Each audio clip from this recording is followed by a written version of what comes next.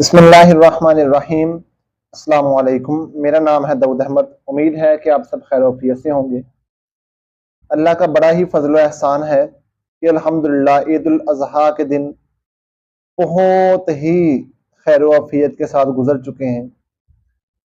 الحمدللہ یہ وہ دن تھے کہ جس دن اللہ رب العزت ہم مسلمانوں کی مہمان نوازی کرتے ہیں،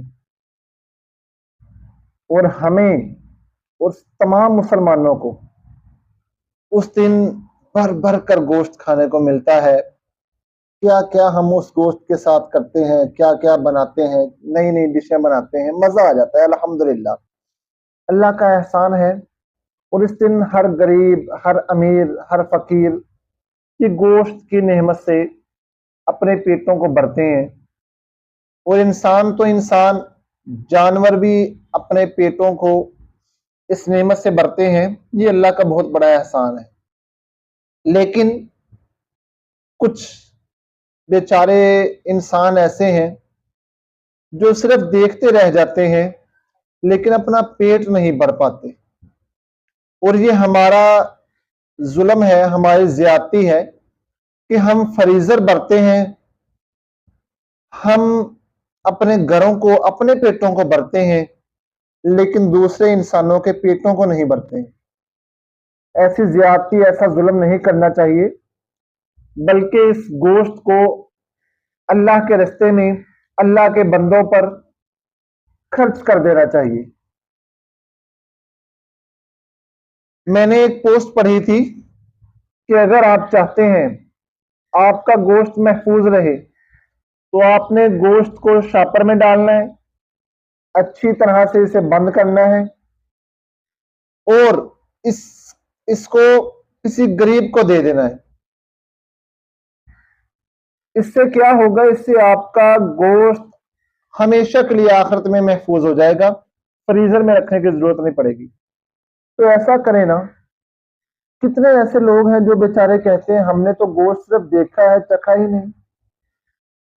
بھائی ان کا خیال کریں، ان کا خیال کس نے کرنا ہے؟ اگر اس پاک ذات نے ہمیں قربانی کرنے کی توفیق دی ہے اور اس کو نہیں دی، اس میں ہمارا کمال نہیں اور اس انسان کا کوئی قصور نہیں۔ ہمارا اس میں کمال نہیں، اس انسان کا کوئی قصور نہیں۔ اگر وہ اللہ چاہتے وہ ہمیں اس کی جگہ پر اور اسے ہماری جگہ پر لا کر کھڑا کر سکتے تھے، یعنی کہ اسے توفیق دے سکتے تھے اور ہم سے توفیق چھین سکتے تھے۔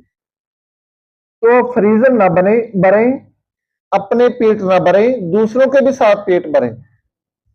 لوگ کہتے ہیں کہ کچھ ائمہ مساجد وہ کہتے ہیں کہ ہمیں تو گوشت ملا ہی نہیں، ہم نے تو گوشت دیکھا ہے۔ بھائی ان کے پیچھے ہم لوگ نمازیں پڑھتے ہیں، ہم لوگ ان کے پیچھے جمعے پڑھتے ہیں، ان سے ہم دعائیں کرواتے ہیں، تو بھائی ان کا خیال رکھیں نا۔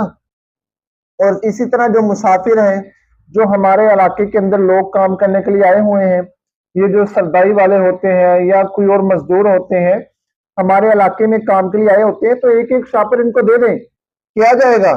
ہمارا بھلا ہوگا، ہمارا فائدہ ہوگا، اگلے انسان کا پیٹ بھرے گا، ہمیں دعائیں ملیں گی، وہ ہمیں دعائیں دے گا کہ بھلا ہو تم نے میرا پیٹ بھرا ہے۔ کتنا فائدہ ہم کو ہو جائے گا۔ ایسے لوگ تلاش کریں۔ اور میں عرض کرتا ہوں کہ گوشت ان کو دیں جو مستحق ہیں، نہ کہ ان کو دیں جنہوں نے پہلے قربانی کی ہوئی ہے۔ قربانی کرنے والوں کو کیوں دینا ہے؟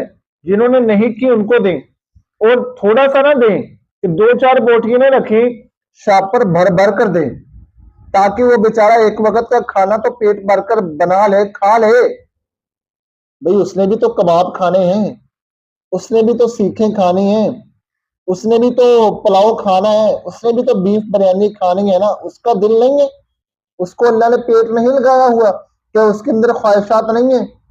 تو یہ لازمی خیال رکھیں کہ یہ جو ہمارے ارد گرد لوگ رہتے ہیں ان کا اکرام کریں، ان کے پیٹ بھریں، ان تک اپنے گوشت پہنچائیں، اور ساتھ ساتھ یہ دعا کریں کہ یا اللہ جن لوگوں نے آپ کے راستے کے اندر قربانیاں کی ہیں اور حج کیے ہیں، اللہ ان کو قبول کر لیجئے، ان کی قربانیوں کو اور ان حاجیوں کے حج کو قبول کر لیجئے۔